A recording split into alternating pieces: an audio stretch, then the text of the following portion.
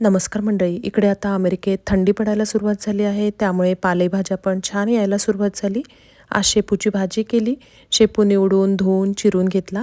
छोटी वाटी मूग डाळ आधीच भिजत घातली होती.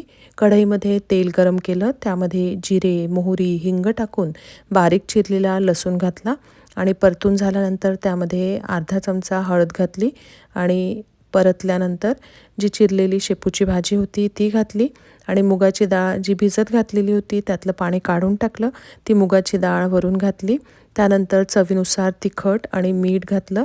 5 मिनटं ही भाजी छान परतून झाल्यानंतर ताटावर पाणी ठेवून मंद आचेवर भाजी 10 ते 12 मिनटं शिजू दिली. मधून एकदा झाकण काढून ही भाजी परतली. वाफेवर छान भाजी शिजली. गरम गरम जेवायला वाढलं. मी विकेंडला पटेल ब्रदर्स या दुकानामध्ये गेली होती.